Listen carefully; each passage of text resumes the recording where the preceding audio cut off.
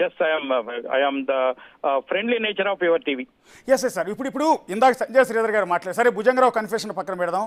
సంజయ్ శ్రీధర్ గారు బిగ్ టీవీతో మాట్లాడినప్పుడు అంటున్నది ఏంటంటే, యాక్చువల్లీ నన్ను పోలీసులు బెదిరించారు. పోలీసులు బెదిరించి నీకు ఆయన కన్వెన్షన్కి రవీంద్రరావు గారికి మధ్యలో ఉన్న విభేదాల నేపథ్యంలో పోలీసులు బెదిరించి 15 కోట్లు వసూలు చేశారు. ఆ తర్వాత సాంబశివరావు ఇన్వాల్వ్ అయ్యారు.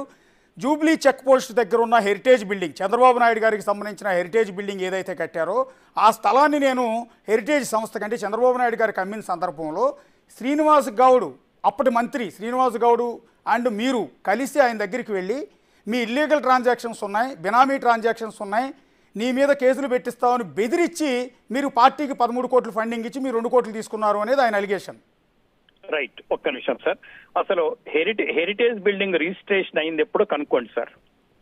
నెంబర్ 1, మీరు చెప్తున్న హెరిటేజ్ ఫుడ్స్ ఎప్పుడు రిజిస్ట్రేషన్ అయిందో కనుక్కోండి. ఎవరి దగ్గర నుంచి ఎవరికి రిజిస్ట్రేషన్ అయిందో కనుక్కోండి. నాకు శ్రీధర్ రావు గారు పరిచయం అయింది 2018 నవంబర్లో. ఓకే, 2018 నవంబర్లో నాకు వ్యక్తిగతంగా శ్రీధర్ రావు గారు పరిచయం అయ్యారు నాకు. అది కూడా వాళ్ళ దగ్గర పనిచేసే సృజన్ అండ్ వాళ్ళ అడ్వకేట్ వాళ్ళిద్దరు కూడా ఉన్నారు, అడగండి. వాళ్ళిద్దరూ మా ఆఫీస్కి వచ్చారు, ఒక సహాయం కోసం వచ్చారు. అంతే తప్ప అంతకుముందు నాకు వ్యక్తిగతంగా పరిచయం వాళ్ళు లేరు. 2018 ఎన్నికల్లో తెలుగుదేశం పార్టీ ఓడిపోయిన తర్వాత వాళ్ళు నన్ను అవాయిడ్ చేశారు. శ్రీధర్ రావు అవాయిడ్ చేశాడు. శ్రీధర్ రావు గారు వైసీపీకి సపోర్ట్ చేస్తూ ఎవరైనా చేయొచ్చు, తప్పేం లేదండి, దాంట్లో నేను క్వశ్చన్ చేయట్లా. ఆ తర్వాత నన్ను కలవడం మానేశారు. మానేసిన తర్వాత శ్రీనివాస్ గౌడ్ గారు సార్, మీకు తెలుసు శ్రీనివాస్ గౌడ్ గారు మంత్రి సాంబశివరావు ఇద్దరు అతని దగ్గరికి వెళ్ళి మాట్లాడతారండి. మంత్రి దగ్గరికి శ్రీధర్ రావు వస్తాడా? శ్రీధర్ రావు దగ్గరికి మంత్రి వెళ్తాడా? ఆయన చెప్పేయన్ని అబద్ధాలండి, అవాస్తవాలు. ఆయన అందరినీ ముంచుతాడు, అందరినీ వాడుకుంటాడు, కనపడ్డ ప్రతి ఒక్కరిని వాడుకోవడం, వాళ్ళ ఇన్ఫ్లుయెన్స్ ఉపయోగించుకోవడం, బ్లాక్ మెయిల్ చేయడం. 2007లో శ్రీధర్ రావు అనే వ్యక్తి నార్మల్ వ్యక్తి అండి. ఇవాళ ఇన్ని వేల కోట్లు ఎలా సంపాదించాడు? మరి మనం అందరం ఎందుకు సంపాదించట్లేదు?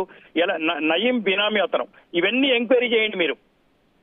ఆయన దగ్గర పోలీస్ ఆఫీసర్ ఉంటాడు, ఆ పోలీస్ ఆఫీసర్ నయీం కేసులో ఉన్నాడా లేదా కనుక్కోండి.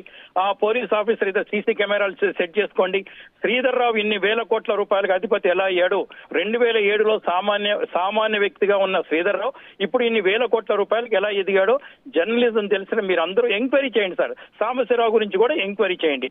ఎస్, నాకు పెట్రోల్ బంక్ లీజ్కి ఇచ్చిన మాట వాస్తవం. తర్వాత ఫోర్జరీ అన్నాడు, అది ఫోర్జరీ కాదని తేలింది. ఇప్పుడు హాఫ్ పోర్షన్ లో పెట్రోల్ బంక్ ఈ రోజు కూడా ఆపరేట్ అవుతాను సార్. మీకెందే ఉంది సార్? తప్పకుండా. ఇప్పుడు హాఫ్ రిజిస్ట్రేషన్ ఉంది సార్, 600 స్క్వేర్ మీటర్స్ రిజిస్ట్రేషన్ ఉందండి, లీజ్ రిజిస్ట్రేషన్. అక్కడ పెట్రోల్ బంక్ రన్ అవుతాను సార్.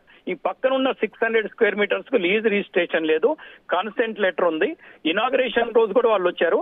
అయితే అది ఆ పోర్షన్ మాత్రం హెచ్పిసిఎల్ వాళ్ళు ప్రస్తుతానికి ఆపరేషన్ ఆపేసి వాళ్ళ హ్యాండ్ ఓవర్ లో పెట్టుకున్నారు. కోర్టు ఏం ఆర్డర్ ఇచ్చిందంటే హెచ్పిసిఎల్ హ్యాండ్ ఓవర్ లో పెట్టుకోమని ఆర్డర్ ఇచ్చింది sir. As on today that portion also with in the hand over of the HPCL. మీరు రీసెంట్ గా వివాదం వచ్చినప్పుడు ప్రెస్ క్లబ్ లో ప్రెస్ మీట్ పెట్టారు, గంట సేపు మొత్తం మీ ప్రాబ్లం అంతా చెప్పారు, విత్ డాక్యుమెంట్ చూపించారు. నేను అది కూడా చూశానండి, మేము కూడా టెలికాస్ట్ చేసాం అది. అందువల్ల నాకు మొత్తం నోటెడ్ ఉంది. అయితే ఇప్పుడు ఆయన చేసిన అలిగేషన్, చంద్రబాబు నాయుడు గారికి నేను అమ్మిన స్థలం విషయంలో జోక్యం చేసుకుని శ్రీనివాస్ గౌడ్తో కలిసి నన్ను బెదిరించి పార్టీకి 13 కోట్ల రూపాయల ఫండ్ ఎలక్టోరల్ బాండ్స్ రూపంలో ఇప్పించారనేది మెయిన్ అలిగేషన్ అండి. అంటే పొందరు కుదరట్లేదు యాక్చువల్లీ మీరు చెప్పేదానికి. ఇప్పుడు శ్రీనివాస్ గౌడ్ గారితో మీకు పరిచయం ఉందండి? అంటే ఓకే, మినిస్టర్ అందరికి, జర్నలిస్ట్ గా అందరికి పరిచయం ఉంటుంది. శ్రీనివాస్ గౌడ్ గారిని నేను మొత్తం 3 సార్లు నేను కలవడం జరిగింది సార్. ఓకే, అంటే 2 సార్లు బయట తీసుకున్నామండి. ఒకసారి ఆయన ఇంట్లో కలిశాను సార్ నేను. ఎస్, శ్రీనివాస్ గౌడ్ గారే కాదు, జనరల్ గా బికాస్ ఆఫ్ నేను ఈ ఫీల్డ్ లో ఉన్నాను కాబట్టి అందరూ నాకు పరిచయస్తులేనండి. ఇప్పుడు నయీం బినామీ అన్నారు, మీరు చాలా సంచలనమైన కామెంట్ చేశారు. ఇంతకుముందు ఎప్పుడు కూడా రాలా. సంజయ్ శ్రీధర్ గారు నయీం బినామీ అంటూ ఉన్నారు. అట్లాగే one of the police officer ఆయనకి సపోర్ట్ గా ఉన్నారు, ఆయన నయీం ఎన్కౌంటర్ లో నిందితుడిగా ఉన్నారంటున్నారు. ఎవరు అతను? ఆ పేరు నేను మీకు పర్సనల్ గా పంపిస్తాను. ఓకే ఓకే, నేను ఎందుకంటే పర్సనల్ గా పంపిస్తాను మీకు ఆ పేరు. సంధ్యా శ్రీధర్ రావు గారిని అడగండి. ఆయన రోజు ఏ పోలీస్ ఆఫీసర్ని కలుస్తాడో, రోజు ఏ పోలీస్ ఆఫీసర్ తో ఉంటాడో వాళ్ళ సీసీ కెమెరాలని తీయమనండి. శ్రీధర్ రావు గారి ఫోన్ నెంబరు, ఆ ఫోన్ నెంబర్ చెక్ చేస్తే ఆయన ఎవరెవరికి చేశారో తెలుస్తుంది. రెండో విషయం, శ్రీనివాస్ గౌడ్ గారు నేను కలిసి ఆయన దగ్గరికి ఒక్కసారి కూడా వెళ్ళలేదు. ఏ రోజు వెళ్ళామో ఆయన దగ్గర అన్ని సీసీ కెమెరాలు ఉంటాయండి. శ్రీధర్ రావు గారు ఇంట్లో ఉంటాయి, బయట ఉంటాయి, ఆఫీసులో ఉంటాయి. దాంట్లో విజువల్స్ లో నా తీయమనండి. నేను మీరు ఏం చెప్తే దానికి రెడీగా ఉన్నాను సార్. Okay okay. ఇంకోటి భుజంగరావు గారితో మీకు ఏమైనా కాంట్రాక్ట్స్ ఉన్నాయా సార్? అంటే ఇప్పుడు అందరు జర్నలిస్టుకు ఉన్న పరిచయాలే పోలీస్ ఆఫీసర్ దగ్గర నా పరిచయం. ఆయన మాదాపూర్ సిఐగా ఉన్నప్పటి నుంచి నా పరిచయం ఉందండి. ఇప్పుడు ఆయన చేసిన ఒక సంచలనమైన అలిగేషన్